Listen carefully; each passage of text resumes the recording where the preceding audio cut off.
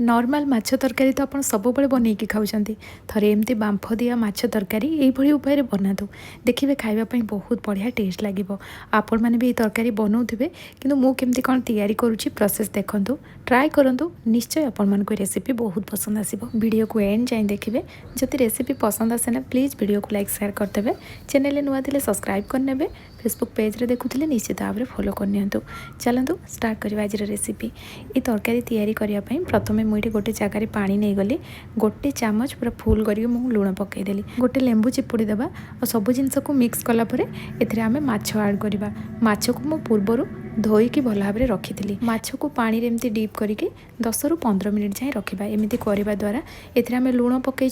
तो माछटा T soft होती आम कड़े डायरेक्ट सिझेबानी बांफरे सिझब तो माछटा जब सफ्ट होना यहाँ जल्दी सिझब ता छड़ा लेंबू पकई तो माछर आमिष स्मेलटा रही कारण एमती पानी रे डीप करने द्वारा माछरे जो ब्लड लगी थाए ना सीटा क्लीन हो क्लीन हो गला माने माछर आमिष स्मेल बेसी रही नॉर्मली जितेबाला आम कंचा माछ तरकारी तैयारी करती ना ये प्रोसेसटा करने पड़ेनि कारण कड़े आम डायरेक्ट ताकू सिझाती ये बांफरे सिझब से स्टेपटा आम ये कले 15 मिनिट पर माछ को आम बाहर करके नहीं आसवा तापर ये हलदी गुंड भल कलर पाई कश्मीरी रेड चिली पाउडर गोटे छोट चामच अदा रसुण पेस्ट ऐड करवा और अदा रसुण पेस्ट को मुझे पूरा ड्राए करके बाटी एबे हाथ में सब जिनस को मुझे भल भाव में मिक्स करनेली यहाँ रेडी हो जाइए चलतु नेक्स्ट स्टेप जावा ये मुझे कड़े गरम करदे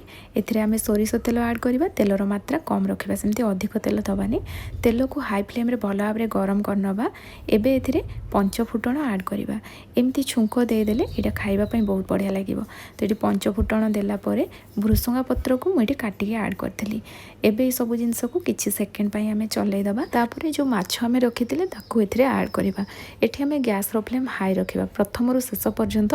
गैस फ्लेम हाई रखिकी भाजबे कारण माछटी सिझिबनी जमती से ध्यान रखिए जस्ट माछरे हाल्का टे कलर पलि आसो बस से आम भाजवा ये माछ पूरा कंचा ही रही कंचा माछ को ही बांफ देकी तैयारी कले यार टेस्ट बहुत बढ़िया आसे तो ये माछटा को मुझे छुंक देकी भाजीदेली टेस्टा भल लगे यहाँ पूरा भजा है आपण मैंने देखिपे कंचा ही रही तो ये गोटे मिनिट हाई फ्लेम एमती रखिला यहाँ मुझे देली आ गोटे मिनिट हो गला तापर गैस फ्लेम बंद करदेली ये माछ भाजवा पूर्वर सेपटे मु मसला तैयारी करके रखी कारण माछटा एमती कड़े जब अधिक समय रहा सिझीज गरम रे से आग मसला तैयारी करेंगे तापर ये माछ को आप भाजिकी सांगे सांगे से मसला नहीं ऐड करने ये मु मसला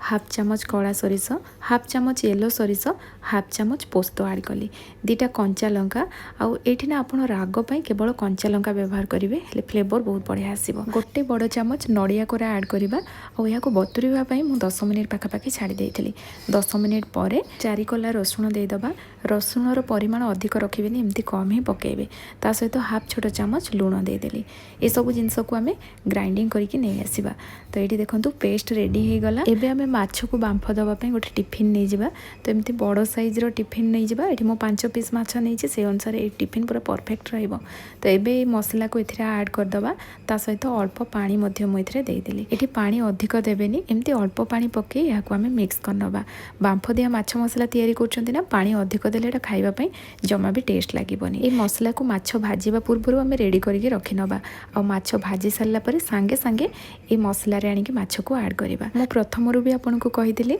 माछ जदि अधिक सिझीज कि भाजी हो ये माछ मसला से खाइबापई टेस्ट लागबनी कारण कंचा माछ जदि एमती बांफरे ये मसला सहित सिझीब यहाँ खाइबापई बहुत बढ़िया टेस्ट लगे सबू माछ ऐड करनेली एबे एथिरे आमे कंचा सोरिष तेल पकेइबा तेलर मात्रा आपण हिसाब से कम अधिक रखिपारे एबे सबू जिनस गुड़िके मिक्स करनबा सोरिष तेल को सोरिष मसला सहित ना प्रथम मिक्स करने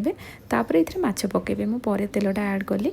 तापर एथिरे आमे कंचा लंका को मझिरु टिके कट लगेकी ऐड करिबा एठी मु 2टा आंबुल नहीं गली कंचा लंकार परिमाण अधिक रखिबे फ्लेवर सहित टेस्ट भी बहुत बढ़िया आसीबो आंबुल देला परे ना या को आमे कवर करनबा जे कोनोसी आपण टिफिन नियंतु ता कवरटा जेमती ठीक से लागुथबो सेटा ध्यान रखिबे तो एपटे मु पानी गरम कर देइथिली आ एठी डायरेक्ट आमे टिफिन को एमती रखी दबा किबा आपण स्टैंड भी एथिरे रखि परिबे किंतु पानी टिफिन रे टच होतबा दरकार एबे या को आमे कवर करनबा आ एठी मु गैस रो फ्लेम हाई रखिकी 2 मिनिट फुटेइथिली तापर गैस रो फ्लेम लो करदेली और 25 मिनिट ताको एमती छाड़ीदेली। तो ये माछ सिझापी एमती 25-30 मिनिट पाखापाखि लगे। प्रथम 2 मिनिट हाई फ्लेम रे फुटेली, तापर 25 मिनिट लो फ्लेम रे छाड़ी देइथिली। तो ये 25 मिनिट पर आपन को ओपन करके देखौछि, देखंतु पानी पूरा ड्राई हो गलानी। एबे गैस रो फ्लेम बंद करदबा और या को कवर करके 5 मिनिट मु छाड़ी देइथिली, जा फल माछटा बहुत बढ़िया से हमर सेट हो जिवो। 5 मिनिट पर कवर ओपन करवा और या को टिके बाहर रखीदबा, जमती टिफिनटा ठंडा हो जिवो, या को हमें खोली परिबा। आ ये देखंतु हमर बाम्फ दिया माछ मसला रेडी हो जाइए। बहुत ही सुपर टेस्टी लगे खाइबापी। आप नॉर्मल माछ तरकारी तो सब बड़े बनाऊँच, ये उपाय थे बाम्फ दिया माछ तरकारी बनातु, देखिए आपण मानक खाइबापी बहुत बढ़िया टेस्ट लगे। और ये केते डेलीशियस देखा आपण मैंने देखिकी जानीपे। आज ये बाम्फ दिया माछ मसला आपण मानक केमती लगिला निश्चय कमेंट सेक्शन में जनइबे। जदि रेसिपी पसंद आसुब ना प्लीज़ वीडियो को लाइक करके जी। पुणी आसबि नुआ रेसिपी नहीं कि से पर्यंत रोचे। धन्यवाद।